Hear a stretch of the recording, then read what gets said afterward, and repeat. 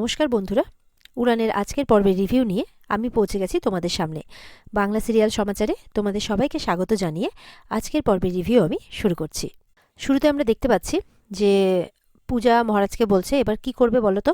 রোহান তো জন্মান্ধ নয়, কিন্তু এটা আমরা কি করে প্রমাণ করব? মহারাজ বলছে, একটা এভিডেন্স তো আমাদের কাছে আছে যে ও যে মন্দির চত্বরে গিয়েছিল সেইটা, কিন্তু সেটা কোর্ট গ্র্যান্টেড করবে কিনা জানি না, তবে আমাদের কাছে আছে। পূজা বলছে, আচ্ছা যেই ডক্টর চিকিৎসা করেছিল সেই ডক্টরও তো এভিডেন্স হতে পারে। মহারাজ বলছে, হ্যাঁ হতে পারে, দাঁড়াও ফোন করি। এরপরে তো ফোন করে ডাক্তার বলে দিচ্ছে পরিষ্কার আমাকে এইসবের মধ্যে জড়াবেন না বলে ফোনটা কেটে দেয়। পূজা বলছে, আমাদের কলেজের বন্ধুবান্ধবরাও তো আছে, তারা তো সবাই জানে যে রোহান সুস্থ ছেলে। তখন তাদেরকেও ফোন করে তারাও পরিষ্কার বারণ করে দিচ্ছে, তারাও এইসবে জড়াবে না। তখন পূজা বলছে, আমি পরিষ্কার বুঝতে পারছি আমাদের বিরুদ্ধে একটা ষড়যন্ত্র চলছে, ওই জন্য আমরা কারো হেল্প পাবো না, যা করার আমাদেরকেই করতে হবে। কারণ কলেজে কিন্তু মেন ম্যানেজিং বোর্ডে রুমেলা চট্টরাজ আছে, আর সেও এইসবের সঙ্গে যুক্ত, সেটা পরিষ্কার বোঝা যাচ্ছে। ওই জন্য কেউ আমাদের হেল্প করতে আসছে না। মহারাজ বলছে, সব ধূর্ত শেয়ালরা এক হয়েছে পূজা। মহারাজ বলছে যে আমাদের সমস্ত প্রমাণ লোপাট হয়ে যাওয়ার আগে ওই একাডেমিক সার্টিফিকেটগুলোকে এক জায়গায় করতে হবে। এরপরে সেই কলেজে গেছে মহারাজরা, সেখানে গিয়ে দেখাচ্ছে যে এই সেই রুম যেখানে সমস্ত কিছু স্টোর করে রাখা হয় আর কি, রাখা হতো আর কি, মানে সে স্কুলে গেছে আর কি। তো ওই ঘরের মধ্যে তাদের সমস্ত ডকুমেন্টস, মানে সমস্ত স্টুডেন্টসেরই ডকুমেন্টস ফাইল আপ করে রাখা হয়। এবার দরজায় তো তালা মারা, পাশে গার্ড ঘুমোচ্ছে। তখন মহারাজ বলছে, তো ঘণ্টা কাকু। বলে, ঘণ্টা কাকু? বলে, হ্যাঁ আসলে আমাদের ক্লাস শেষ হয়ে যাওয়ার পর উনি ঘণ্টা বাজিয়ে বেড়াতেন, তাই জন্য আমরা ঘণ্টা কাকুই বলতাম। তো তুমি চিন্তা করো না, ওনার কাছে সব চাবি আছে, আমি নিয়ে দিচ্ছি। পূজা বলছে, কি বলছো তুমি? ধরা পড়ে গেলে তো কেস খেয়ে যাবো। বলে, ধ্যাৎ কি বাজে কথা বলছো, খালি কেস খেয়ে যাবো কেস খেয়ে যাবো, কিচ্ছু হবে না। এরপরে কিন্তু মহারাজ খুব দ্রুততার সাথে চাবিটা আস্তে করে বের করে নেয়, গার্ড কাকু বুঝতেও পারে না। এরপরে দরজা খুলে ঢুকেও পড়ে, তাও গার্ড কাকু বুঝতে পারে না। এরপরে ভেতরে ফাইল খুঁজে দেখছে যে রাহুলের কোনো ডকুমেন্টসে সেখানে নেই। তখন তো পূজা বলছে, তার মানে এই ডকুমেন্টসগুলোকে আগে থেকে সরিয়ে ফেলা হয়েছে। মহারাজ বলছে, সোমনাথের কাজ এটা হতে পারে না, তার মাথায় এত বুদ্ধি নাই। তখন বলছে, এটা নিশ্চয়ই কোনো পাকা মাথার কাজ। তখন পূজা বলছে, তার মানে এইসবের পেছনে রুমেলা চট্টরাজ আছে। আমার মানে সন্দেহটা এবার বিশ্বাসে পরিণত হচ্ছে। মহারাজ বলছে, হ্যাঁ এই রুমেলা চট্টরাজের সাথে নতুন যে প্রিন্সিপাল এসছে তার যথেষ্ট বন্ধুত্ব রয়েছে, তার মানে সে কি সাহায্য করেছে? এদিকে দেখা যাচ্ছে সত্যি সত্যি রুমেলা চট্টরাজ আর সোমনাথ কথা বলছে। রুমেলা বলছে, আমি ওই পূজা মহারাজকে কিছুতেই সুখে থাকতে দেব না। আমার স্বামীকে জেল খাটাচ্ছে, আর নিজেরা অটো চালিয়ে ফুল বিক্রি করে সুখে থাকবে? ইম্পসিবল, কিছুতেই না। আমি ওদের জীবনটা পুরো শেষ করেই ছাড়বো। সোমনাথ বলছে, সত্যি আপনাকে যে কি বলে ধন্যবাদ দেব। তখন রুমেলা বলছে, কিছু করতে হবে না, শুধু আমি যা বলছি তাই করে যাও। সোমনাথ তো ওখান থেকে চলে যায়। রুমেলা মনে মনে বলছে, তুমি আমার শুধুমাত্র একটা দাবার গুটি মাত্র, পূজা আর মহারাজের জীবনটা হেল করে দেওয়ার জন্য তুমি আমার অনেক কাজে আসবে। এদিকে দেখা যাচ্ছে মহারাজ আর পূজা চিন্তা করতে করতে রাস্তা দিয়ে হাঁটছে। ঠিক সেই সময় আবিরের ফোন আসে। পূজা বলছে, আবির ফোন করেছে। মহারাজ বলছে, বাবা সকাল থেকে ফোন করলাম, ফোন রিসিভ করলো না, এখন ফোন করেছে, দেখো কি বলছে। আবির ফোন করে তাদেরকে যত তাড়াতাড়ি সম্ভব তার কেবিনে আসতে বলছে, যে করেই হোক, প্রচণ্ড এমার্জেন্সি আছে। পূজা আর মহারাজ সেই মতো করে তার কেবিনে যায়, কিন্তু কেবিনে গিয়ে দেখছে আবির অজ্ঞান হয়ে পড়ে আছে, তাকে কেউ মারধর করেছে। তখন জল ছিটা দিয়ে তার জ্ঞান ফিরতেই আবির বলে, কতগুলো গুন্ডা এসেছিল আমাকে মারধর করতে, এমনকি কয়েকদিন ধরে ওরা আমাকে হুমকি দিচ্ছে যে হয় আমাকে মেরে ফেলে দেবে, আর না হয় আমার ফ্যামিলিকে শেষ করে দেবে, সেই জন্য কোর্টে আমি মুখটা খুলতে পারিনি।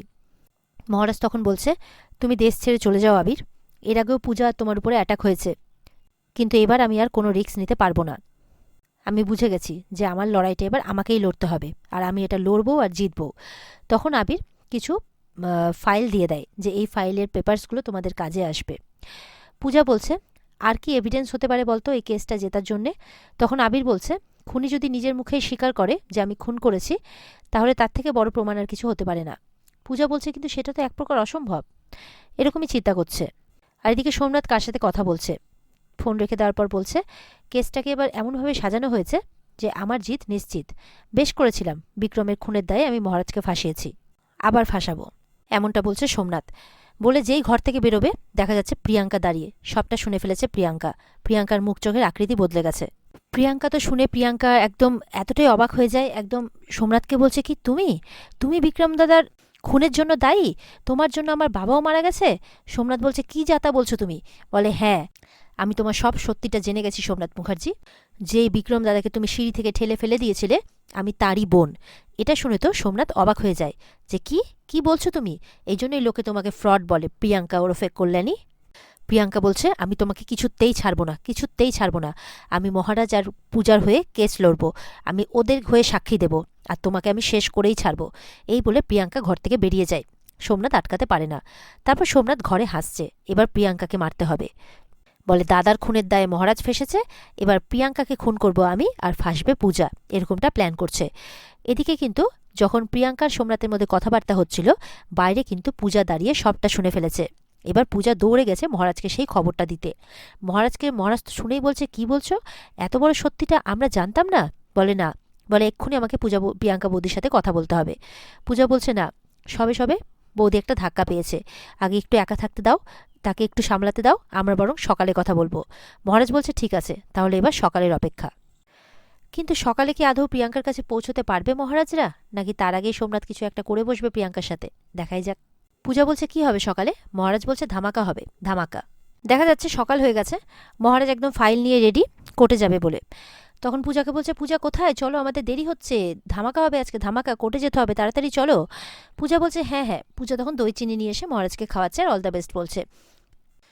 মহারাজও তখন পূজাকে খাওয়াচ্ছে, পাশে বসে পূর্ণিমা কিন্তু সবটা দেখছে।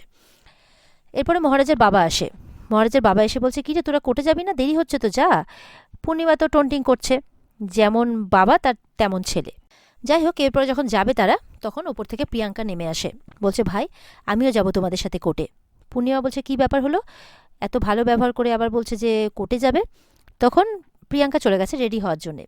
এবার প্রিয়াঙ্কা যখন রেডি হওয়ার জন্য গেছে, সোমনাথ তো বিভিন্নভাবে প্রিয়াঙ্কাকে আটকানোর চেষ্টা করছে।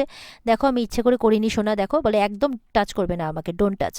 একটা খুনি কোথাকার, নিজের এখন দোষ ঢাকতে 10টা মিথ্যে কথা বলবে, কোনো কথা শুনবো না আমি, এই বলে বাথরুমে চলে যায়। সেই সুযোগে কিন্তু প্রিয়াঙ্কার পার্সে যে রুমালটা আছে, সেই রুমালে কিন্তু সেই গুঁড়োটা মিশিয়ে দেয়, যেই গুঁড়োটা দিয়ে মহারাজের বাবার শরীরটা খারাপ হয়েছিল।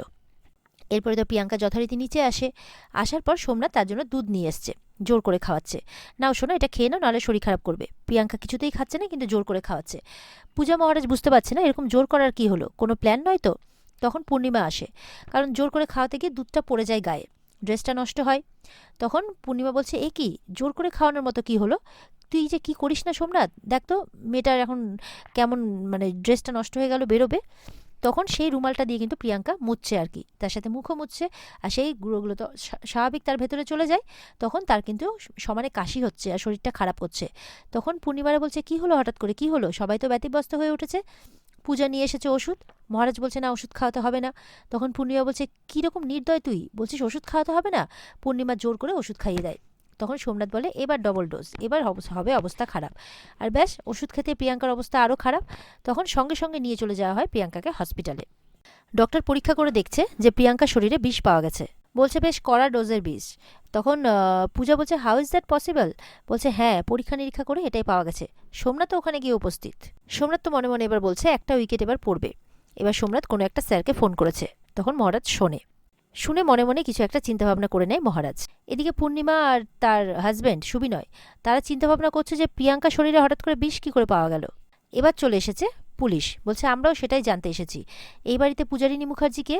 তখন পূজারিনী, মহারাজ, শিব, চিয়া এরা সব ঢুকছে আর কি বাড়িতে। পূজা বলছে যে, কি হলো। তখন বলছেন, কিছু জানেন না যেন, সোমনাথ বলছে। তখন পুলিশকে গিয়ে বলছে, ওই আমার শোনার জন্য ওষুধ এনেছিল। সবাই তো শুনে অবাক। পূজা বলছে, মানেটা কি? হ্যাঁ, ওষুধের বোতল আমি এনে দিয়েছিলাম, কিন্তু তাতে বিষ, কী সব কথা বলছো? পুলিশ বলছে, পরিষ্কার তো, মিনিংটা তো খুব পরিষ্কার।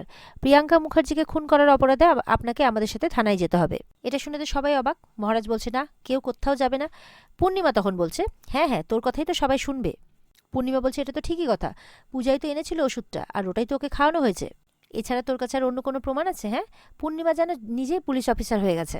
মহারাজ বলছে, প্রমাণ? বেশ, ঠিক আছে, প্রমাণ না হয় স্বচক্ষে আপনারা দেখুন। তখন ওই ওষুধের বোতলটা কিন্তু ওখানেই রাখা আছে। মহারাজ বলছে, এই যে এটাই সেই বোতল তো যেখান থেকে ওষুধ খাওয়ানো হয়েছিল। সবাই তো বলছে হ্যাঁ। বলে, তাহলে প্রিয়াঙ্কা মুখার্জি হসপিটালে যাওয়া আর পুলিশ আসার মাঝখানে নিশ্চয়ই এই বটলটা কেউ ছোয়নি। পূর্ণিমা বলছে, না, ছোয়নি। মহারাজ বলছে, বেশ, ঠিক আছে। এই বলে পুরো ওষুধটা নিজেই খেয়ে নেয়।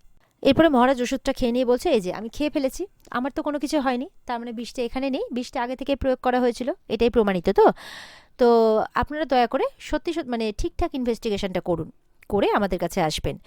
মহারাজের বাবাও তখন তাই বলে, আপনারা সত্যিটা খুঁজে বের করার চেষ্টা করুন। তখন কিন্তু পুলিশ ওখান থেকে চলে যায়। এরপরে মহারাজ বলছে, বেড়ালকে আমি ঠিক খুঁজে বার করব, ঘরে চলো পূজা। যখনই ঘরে যেতে যাবে মহারাজের শরীর চক্কর দিতে শুরু করে, মাথা শরীর টাল খাচ্ছে। সবাই তো কী হলো বলে এগিয়ে আসছে। এরপরে তো মহারাজ বলছে আমার শরীরটা ভালো লাগছে না, আমাকে হসপিটালে নিয়ে চলো। বলছে হসপিটালে? বলে হ্যাঁ, আমার ঠিক লাগছে না, মনে হচ্ছে ওষুধের বোতলে কিছু একটা মেশানো হয়েছে, আমাকে হসপিটালে নিয়ে চলো। বলে মহারাজ কিন্তু বসে পড়ে। সবাই তো মহারাজকে সামলাচ্ছে। মহারাজ বলছে মা মা করে ডাকছে। বলে মা, আমার খুব ভয় করছে, সেই ছোটবেলার মতো। মহারাজের কেমন কাঁদো কাঁদো একটা মুখ। পূর্ণিমাও মহারাজের জন্য চিন্তা করছে। আর এখানে আজকের পর্ব শেষ হয়ে যায়। তো বন্ধুরা, এই ছিল আজকের পর্বের রিভিউ। ভালো লেগে থাকলে কিন্তু অবশ্যই পর্বকে লাইক, কমেন্ট আর আমাদের চ্যানেলকে কিন্তু সাবস্ক্রাইব করতে ভুলবে না। আর পর্বের বিস্তারিত দেখতে অবশ্যই তোমরা স্টার জলসার পর্দায় চোখ রাখবে। তাহলে দেখা হচ্ছে আগামীকালকে নতুন পর্বের রিভিউ নিয়ে। ততক্ষণ সবাই ভালো থাকবে। টাটা।